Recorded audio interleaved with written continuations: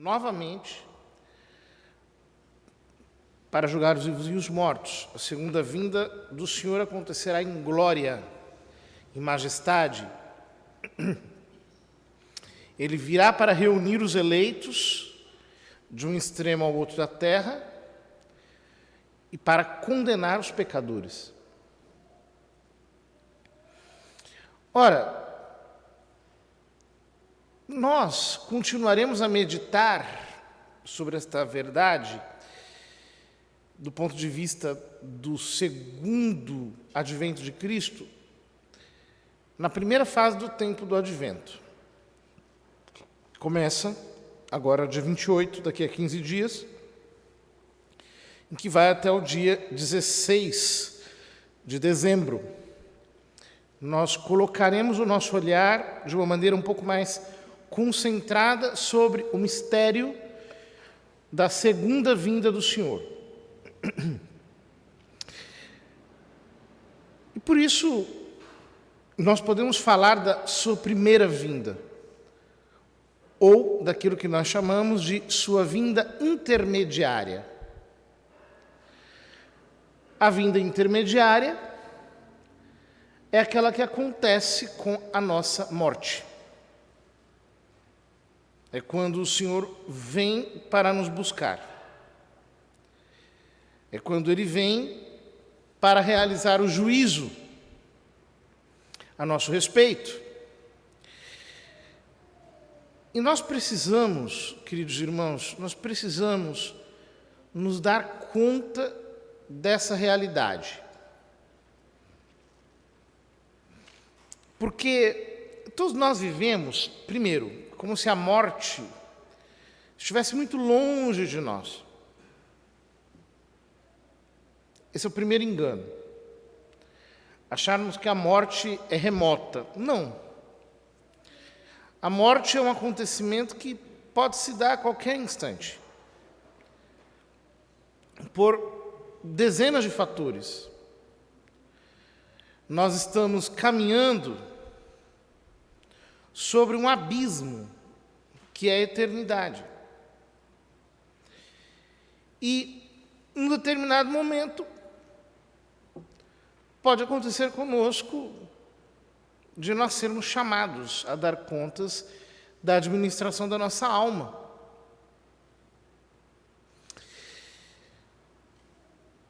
Mas há um segundo engano, que é pior do que o primeiro,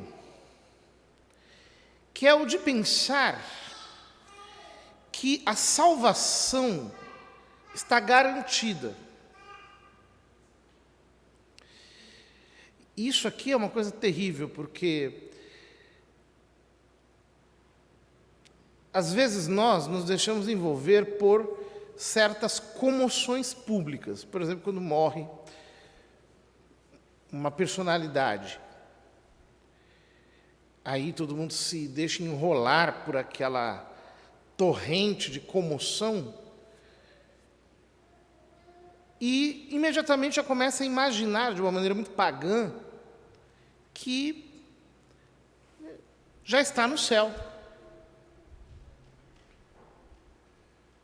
E não é assim. Não é assim mesmo.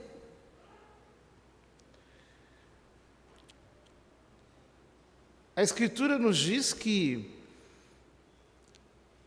o homem que vive em pecado está como que alguém debaixo da mira de um flecheiro. Quando a morte acertá-lo, será como um gado preparado para o dia da matança. Em um instante, chegará a ruína sobre ele. O homem que não tem o seu prazer na lei de Deus, que não a medita dia e noite sem cessar, é alguém que só está separado do inferno pela estrita vontade divina. Ou seja, não chegou a hora ainda da condenação. Mas Jesus diz: quem crê no Filho será salvo. Quem não crê já está condenado. Mas São Tiago ajunta: a fé sem obras é morta. Portanto, alguém que, por exemplo, é capturado pela morte de uma maneira imprevista, vivendo uma vida longe de Deus, tem muito que temer.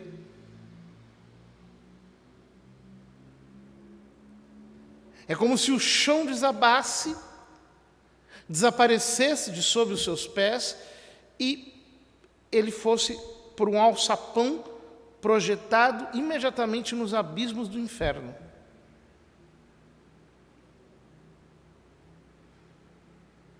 Que grande risco é viver uma vida em pecado, que grande risco é cometer um único pecado grave.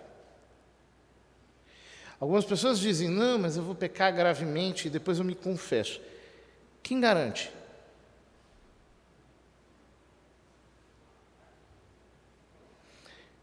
Quem garante que você já não terá atingido o limite? E já não haverá mais tempo. Quem garante que você não agiu como alguém que atira um tesouro no rio com a esperança de recuperá-lo depois integralmente e já não poderá fazê-lo? O problema é que a nossa alma vale muito mais do que um tesouro material. Ela tem um valor eterno.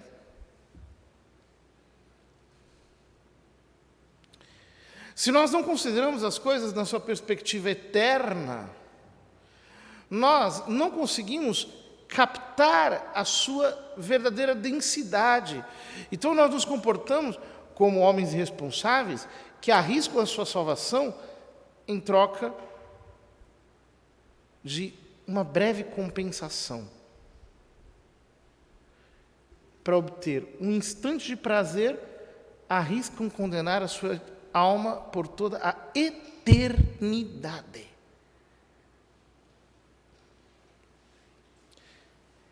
Imagine a desproporção que existe entre uma coisa e outra. Porque quando alguém, por exemplo, obtém alguns segundos de prazer, depois de alguns minutos, aquilo se parece apenas com uma lembrança pálida. A gente não é capaz de percorrer com a memória os pecados que nos levaram a prazeres no passado e reavivar dentro de nós aquelas experiências. Tudo aquilo permanece como algo obscuro, como algo confuso. Imagine para alguém que está condenado no inferno eternamente, privado de Deus para sempre, nunca mais vai poder se salvar, nunca mais vai poder ser feliz, nunca mais poderá ter satisfação alguma, estará separado de Deus, do bem e da felicidade para sempre, queimando no meio do fogo, completamente perdido, com um peso incomensurável sobre si.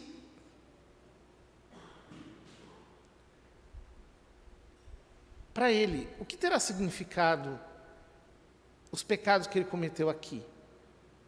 Ele pensará: maldito o dia que eu tive aquele gosto.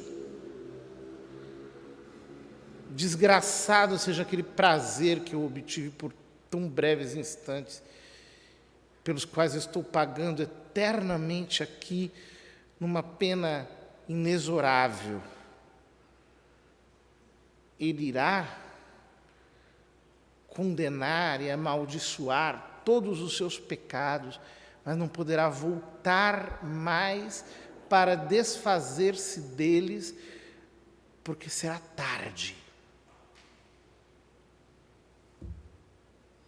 É muito duro pensar no inferno, mas nós precisamos fazê-lo,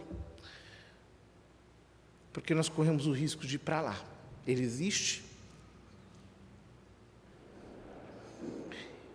E nós podemos parar ali. Os autores antigos diziam que o inferno era um lugar mesmo. Há alguma afirmação dogmática da igreja que diz o mesmo. Então esses autores especulavam, diziam que era um lugar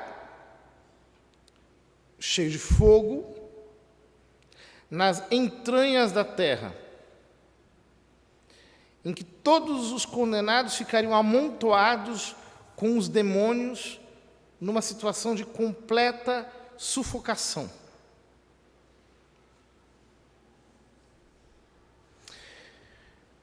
Como será isso se a gente não consegue, por exemplo, ficar num lugar abafado? A gente se sente mal. A gente precisa sair dali. Se essas próprias máscaras nos incomodam tanto, né? A gente usa, se sente sufocado com um pouco da nossa respiração sendo presa. O que não será estar apinhado no fogo do inferno sem a possibilidade de obter um mínimo refresco por toda a eternidade, que quanto mais passa, mais comprida é. Ou seja, você pode passar 1 milhão de anos e estará sempre no começo.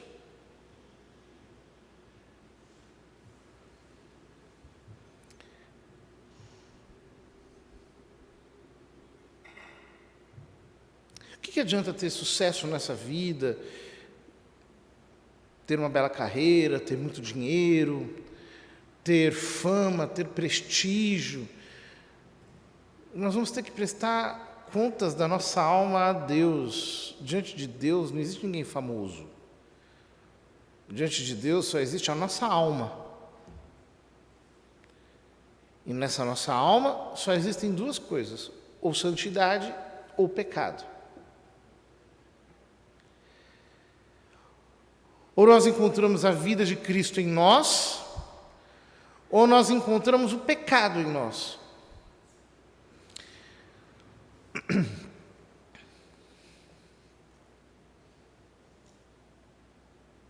O que será ter chegado à presença de Jesus Cristo com a alma empesteada de pecados? E depois precisarmos passar a nossa eternidade amargurando termos aproveitado tão mal o tempo que Deus nos deu.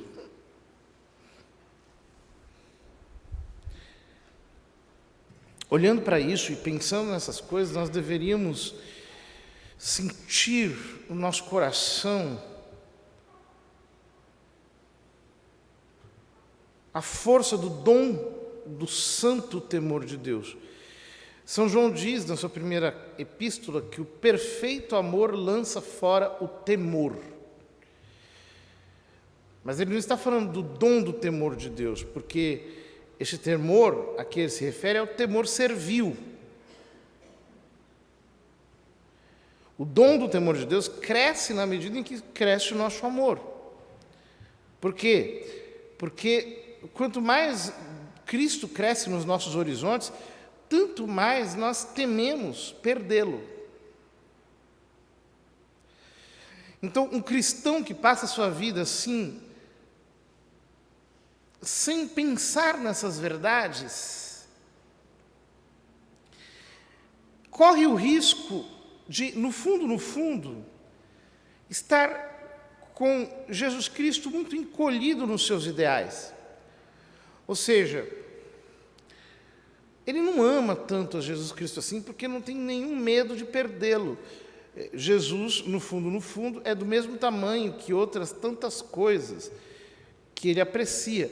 Aliás, às vezes ele é até inferior, porque ele age do seguinte modo: se eu tiver que deixar esse pecado para amar Jesus, aí não dá. Ou Jesus me atura com o pecado que eu tenho, ou senão eu não vou abrir mão deste pecado que está na minha alma. Os santos agem de uma maneira completamente diferente. Os santos têm o dom do temor de Deus. E como ele se manifesta? Ele se manifesta num espírito de arrependimento, de quebrantamento, tão delicado.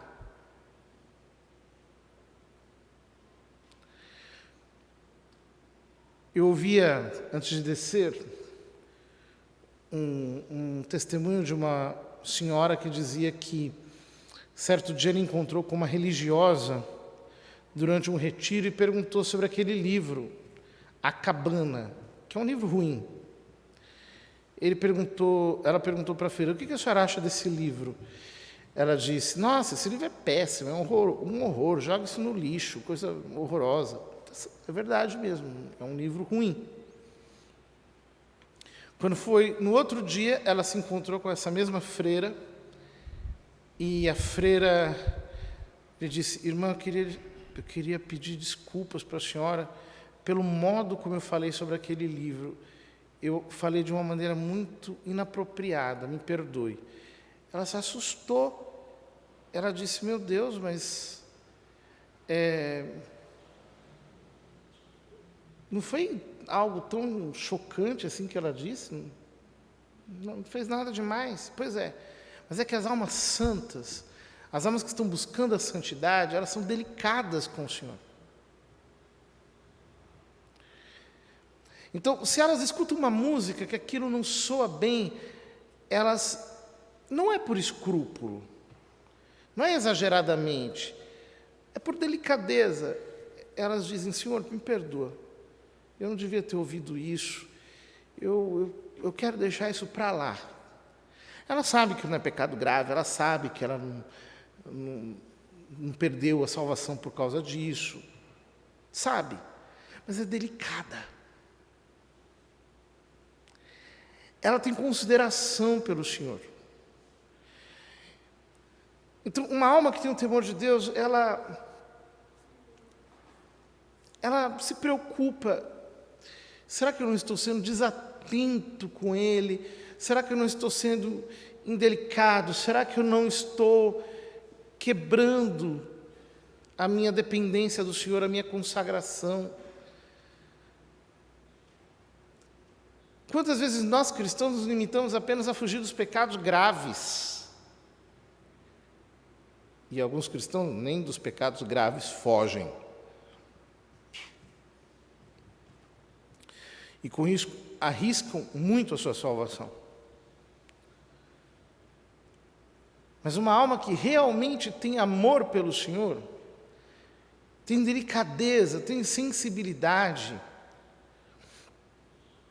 ela, nos pequenos detalhes, ela é sensível com Deus. Então ela se quebranta.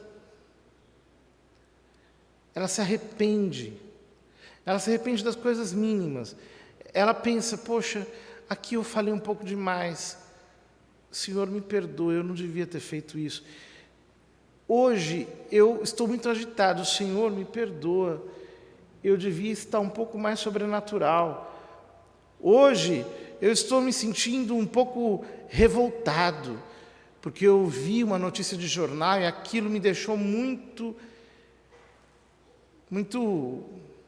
enraivecido. Senhor, me perdoe, eu não devia me sentir assim. Ou seja, uma pessoa que realmente está no caminho da santidade, ela tem uma docilidade com Deus nas coisas que ninguém considera tão importantes assim. Por quê? Ela ama verdadeiramente o Senhor, e o Senhor para ela é real. Ela está no caminho do céu. Deus é real para ela. Aí a gente se pergunta, por que tantas vezes a nossa vida espiritual está seca, está fria, parece que a gente perdeu a conexão, as nossas percepções espirituais estão entupidas, nós estamos reagindo de um modo tão frio, tão apático, tão estranho. O que está acontecendo conosco? O que está acontecendo conosco? Você perdeu a sensibilidade, porque você perdeu a delicadeza. Você deixou o pecado entrar na sua alma. E assim, sem que você perceba, se estabeleceu uma distância entre você e o Senhor. O seu arrependimento é apenas um arrependimento externo, de quem vai lá, faz um absurdo, aí passa pela confissão como quem paga um pedágio, mas já sabendo que daqui a pouco vai acontecer tudo do mesmo jeito. Por quê? Porque já não há mais delicadeza com o Senhor. Não há mais aquela sintonia fina. Aquele amor que nos faz estar o tempo todo quebrantados. Deus, hoje eu te dei pouco. Senhor, hoje eu fui falho contigo. Eu te perdi um pouquinho dos meus horizontes, me perdoa por isso. Hoje o meu amor não foi tão intenso como antes. O temor do Senhor precisa estar aceso no nosso coração. Será que nós temos medo de estarmos fora da vontade de Deus?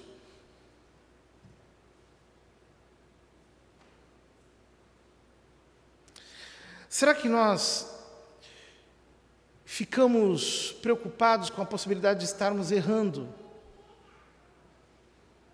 De estarmos fazendo um caminho equivocado? Será que isso passa pela nossa cabeça? Será que nós, de fato, colocamos nossos sentimentos na presença de Deus e dizemos, Senhor, talvez eu estou bagunçado, eu estou fazendo as coisas de um jeito errado. Eu estou preocupado com isso, porque eu não quero desobedecer a tua voz, eu não quero resistir ao teu espírito, eu não quero impor nada, eu quero entender aquilo que o Senhor quer, eu quero me ajustar ao teu mover. Será que existe em nós essa docilidade?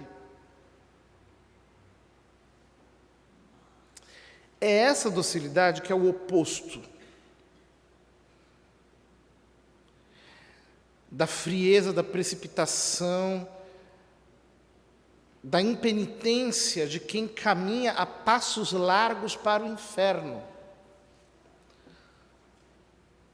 Porque quem vai para lá não se arrepende, acha que está fazendo o que tem que fazer mesmo, tem que curtir mesmo, tem que aproveitar agora mesmo, pintou a circunstância, vamos para cima, vamos fazer, rolou essa situação, vamos embora, eu me deixo levar pelo calor do momento, não estou nem aí, vamos lá, depois a gente resolve, segue o jogo, já que eu estou no trem errado, vou até o fim da linha.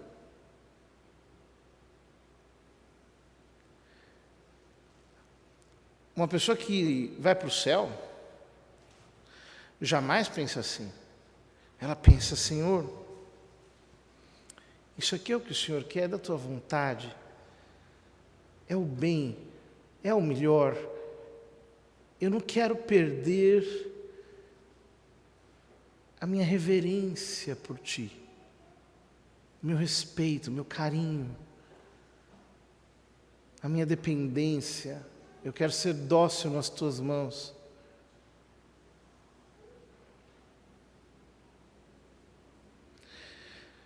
Vamos pedir ao Senhor que Ele sensibilize de novo o nosso coração.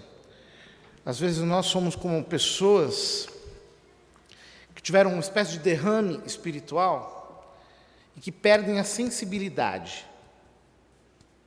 Estamos em tempos de Covid, né? Pessoas que perdem o olfato, que perdem o paladar, que já não conseguem mais sentir o sabor, o cheiro das coisas. Deus precisa nos ressensibilizar, irmãos. O nosso coração precisa ser ressensibilizado. Nós vivemos em tempos de profunda impenitência. As pessoas não se quebrantam, elas não se arrependem, elas não têm verdadeira contrição, elas têm a sensibilidade de um elefante para com as coisas de Deus. E por isso nem sequer pensam na possibilidade da condenação, porque acham o seguinte, que Cristo tem obrigação de nos aturar, ponto final. E não é assim.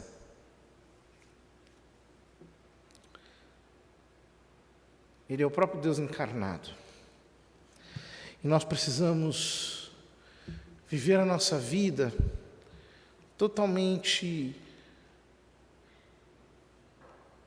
convencidos de que é preciso ajustar-se à vontade dEle. Que Deus nos ajude a ser sensíveis, dóceis, amorosos, afetuosos com o Senhor. Então, nós poderemos crescer em intimidade com Ele, pois, como diz a Escritura, a intimidade do Senhor é para os que o temem.